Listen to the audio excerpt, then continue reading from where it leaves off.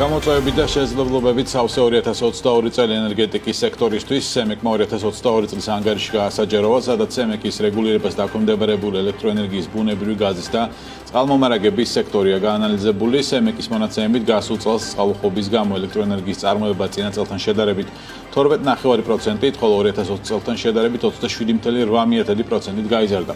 2012-2022 წლების მონაცემების დაყრდნობით კი ყოველწლიურად საქართველოში ელექტროენერგიის წარმოება საშუალოდ 4%-ით იზრდება. რაც შეეხება ელექტროენერგიის მოხმარებას 2022 წელს საქართველოში იგი წინა წელთან შედარებით 3.6%-ით, ხოლო 2020 წელთან შედარებით 17.3%-ით იყო გაზრდილი. 26%-ზე მეტად გაიზარდა თბოსადგურების გამომუშავება. CEMEC-ის ანალიზით ცხადყოფს, რომ საქართველოში იცვლება ელექტროენერგიის მოხმარების დინამიკა და თუ დღეისთვის საქართველოს ზამთრის პიკის ქვეყანა 2030 წლისთვის სავარაუდოდ შეიცვლება და საქართველოს ზაფხულის პიკის ქვეყანა გახდება.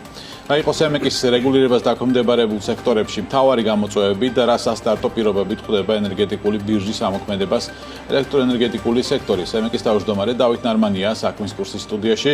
ბატონო დავით, მოგესალმებით. მადლობა მოგზაურობისთვის. მოგესალმებით ტელემაყურებლებს. პირველ რიგში, პრინციპში პირველი შეკითხვა ასეთია ჩემი, რაც დავსვი საკადრო ტექსტში, რომ რა იყო ასე ვთქვათ გამოწვევები 2022 წელს და რას გამოარჩევდით თქვენ CEMEC-ის მუშაობიდან 2022 წლის განმავლობაში, რაც ანგარიში მოხდა. მნიშვნელოვანია ის, რომ ქვეყანაში ეკონომიკური ზრდა გვაქვს და ეკონომიკური ზრდის ადეკვატურად ენერგიაზე მოთხოვნაც იზრდება. შესაბამისად, როგორც შესავალ ნაწილში ითქვა, ელექტროენერგიის, ასე ვთქვათ, მოხმარება გაიზარდა 2022 წელს 2021 წელთან შედარებით. მნიშვნელოვანია ის, რომ 7 ახალი მცირე სადგური შევიდა ექსპლუატაციაში, ჯამური დადგმული სიმძლავრით 27 მეგავატი, თუმცა ეს მაინც იმაზე უფრო მცირეა, ვიდრე ყოველწლიურად იზრდება ენერგიაზე მოთხოვნა ქვეყანაში, სწორედ ამიტომაც არის მნიშვნელოვანი ის და მთავარ გამოწვევად კვლავაც რჩება ის, რომ მეტი ადგილობრივი გენერაცია გქონდეს ქვეყანაში და მეტი მწვანე ენერგია იქნას წარმოებული, რაც მნიშვნელოვანია.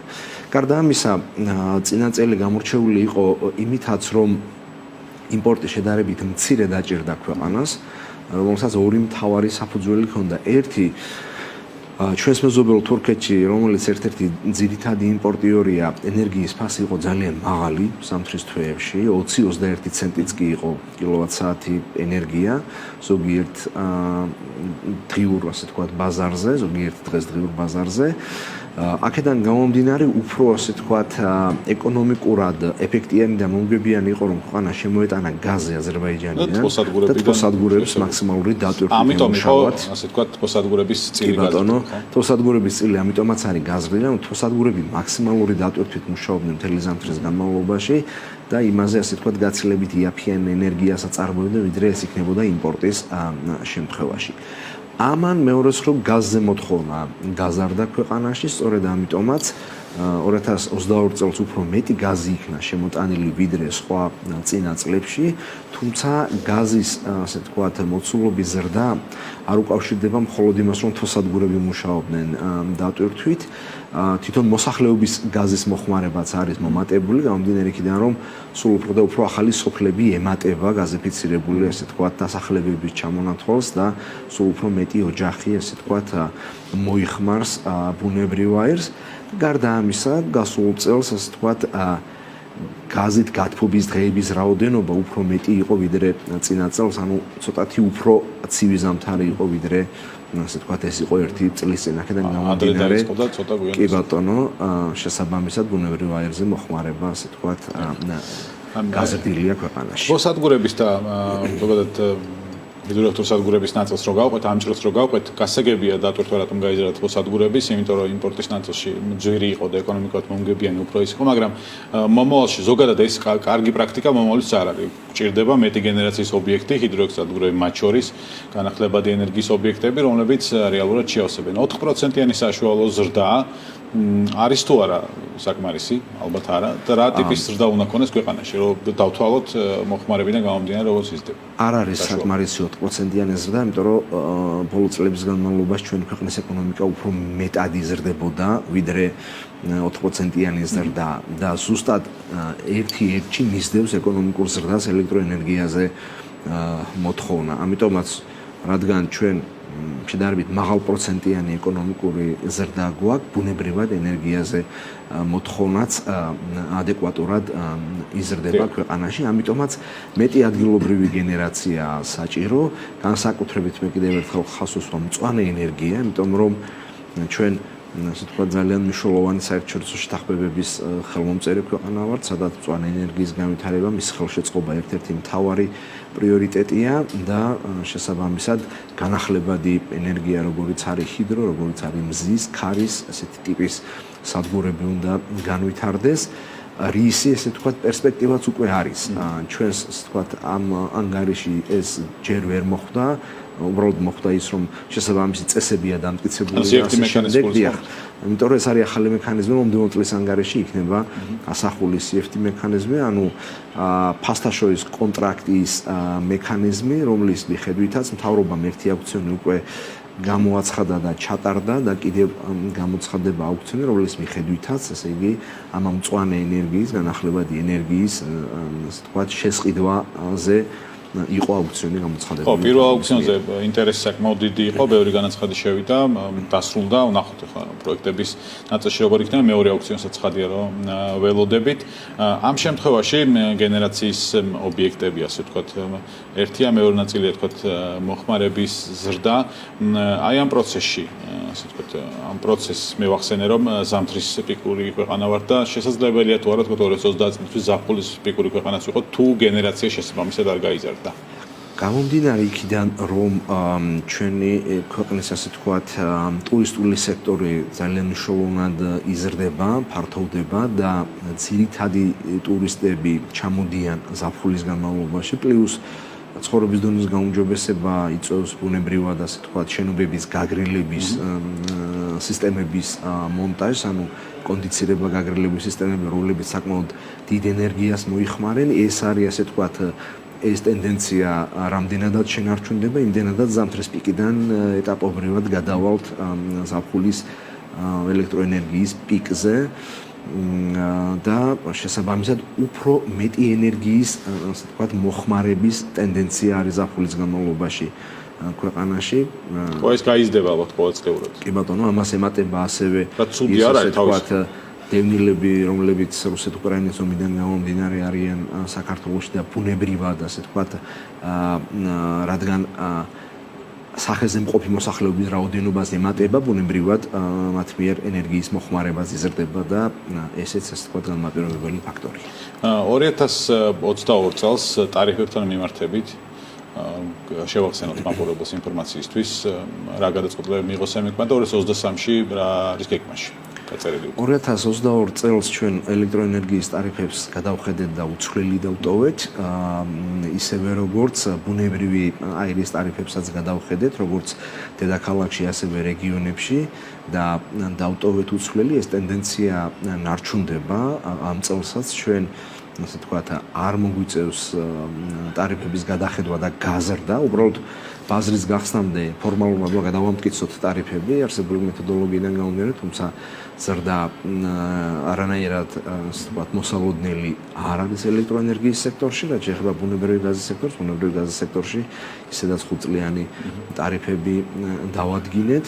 ვალუტის გაცვლითი კურსიც ხელს გვიწყობს ამ ყველაფერში, განსაკუთრებით ბუნებრივი აირის ნაწილში, იმიტომ რომ პრაქტიკულად ჩვენ ასე ვთქვათ, იმპორტირებულ ბუნებრივ აირს მოვიხმართ და არ გვაქვს საკუთარი ასე ვთქვათ რესურსი ძალიან მნიშვნელოვანი, რომელიც მოიპოვება ქვეყანაში. ამდენად ტარიფები რჩება უცვლელი. წყლის ტარიფთან დაკავშირებით.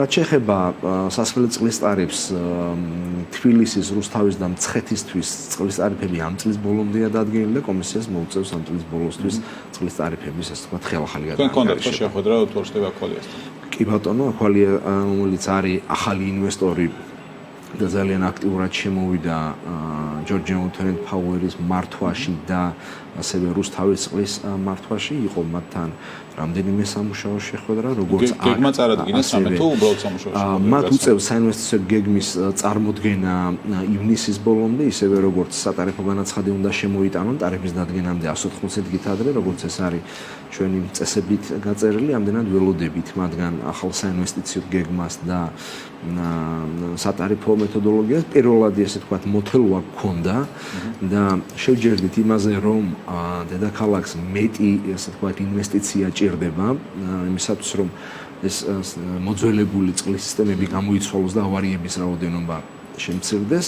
რაც შეეხება რუსთავში ჩვენი გადაწყვეტილების საფუძველზე 20 მილიონით გაიზარდა, ისედაც საინვესტიციო გეგმა და ძალიან ინტენსიური სამუშაოები მიმდინარეობს რუსთავში წყალმომარაგების სისტემის მოწესრიგების ნაწილში, ისევე როგორც თბილისში, თუმცა უფრო მეტი ტემპით და მეტი ინვესტიციის ჩადება საჭირო თბილისში ამ შემთხვევაში რუსთავს უკვე საკმაოდ ისეთი მოცულობითი საინვესტიციო გეგმა აქვს დამტკიცებული და ამით უნდა მივახციოთ იმას, რომ მოხარბლის კმაყოფილება გაიზარდოს, ანუ ავარიების რაოდენობა უნდა შემცირდეს. პლუს დედაქალაქის მერია, ისევე როგორც რუსთავის მერია, მცხეთის მერია ინტენსიურად სარეაბილიტაციო სამუშაოებს აწარმოებენ, სხვადასხვა ქუჩების ინფრასტრუქტურა წესრიგდება, ამის პარალელურად წყალმომარაგების კომპანია, ასე ვთქვათ, ამ გზების ქვეშ არსებული მილების და სისტემის მოწესრიგებასაც ახდენს. ბატონო, ივნისის ბოლომდე უნდა წარადგინონ, ხო, საინვესტიციო გეგმა, განაცხადიც უნდა წარადგინონ. იქვე გვეწოდინება ტარიფთან დაკავშირებით კომპანიის ასე ვთქვათ მოთხოვნა? ამის შემდეგ კომპანიები როგორც წესი თვითონ სატარიფო მოთხოვნას არ აყენებენ, ისინი წარმოადგენენ საინვესტიციო გეგმას, წარმოადგენენ თავიანთ ხარჯებს. შემდეგ უკვე კომისია აკეთებს ხარჯების აუდიტს, რაღაცა ნაწილს ჩაუთვლის, რაღაცა ნაწილს არ უთვლით.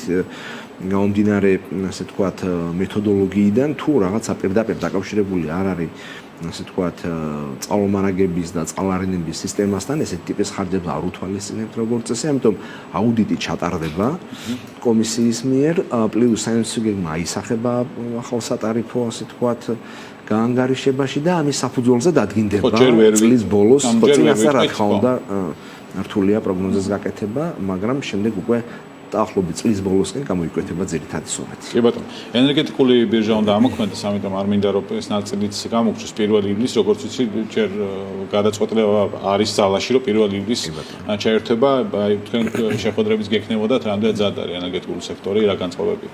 ერთის მხრივ ენერგეტიკული სექტორი კი ბატონო უნდა გაყიდოს ენერგია ბირჟაზე არის მზად და მეორეს მხრივ ის მსხვილი კომპანიები რომლებმაც პირველ ეტაპზე უნდა იყიდონ ბირჟაზე ენერგია არიან ასევე მზად ჩვენ დაახლოებით 2 კვირის წინ ბიზნეს ასოციაციის ორგანიზებით შეხვედრაც კი გქონდა გაშუქდა მათ შორის თქვენი ეთერითაც ეს ყველაფერი რაც სადაც მოვისმინეთ ჩვენ მზაობასთან დაკავშირებული ეს თქვათ ინფორმაცია და მოსაზრებები მათი მხრიდან რაიმე პრობლემა არ ყოფილა დასმული ისეთი ასე თქვათ აქტუალური რომელიც გადადების საფუძველი შეიძლება გახდეს ტექნიკურად სახელმწიფო ელექტროსისტემაც მზად არის ისევე როგორც ბირჟა მზად არის ასე თქვათ ოპერირებისთვის სისტემის დაბალანსებისთვის ამდენად დღეს არსებული ეს თქვათ მთავრობის მიერ დამტკიცებული კონცეფციის მიხედვით 1 ივლისიდან უნდა გაიხსნას ბაზარი. კი ბატონო, ველოდებით ბაზრის გახსნასაც, სხვადი ამაზეც მივაწოდეთ მე მაყურებელს ინფორმაციას. პრაქტიკაში ალბათ რაღაცები გამოჩნდება, რაც გასასწორებელი იქნება და ალბათ ეს მუშა პროცესია. ეს რა თქმა უნდა მუშა პროცესია და სხვა ქვეყნების გამოცდილებას, რასაც ჩვენ ნახულობთ, სწორედ ასე თქვათ, კარნახობს იმას, რომ პრაქტიკაში ამოქმედების შემდეგ პატარ-პატარა კორექტირებები საჭირო ხდება, ხან წესში, ხან მარეგულირებელ მექანიზმებში, საიდან გამომდინარეც ვართ მზად რომ ასე თქვათ მივყვეთ ამ პროცესებს. მადლობა, დავით ნარმანია იყო საქმის კურსდომარი, რომელიც სემეკის თავმჯდომარეა, მადლობა მას კიდევ ერთხელ საინტერესო საუბრისთვის.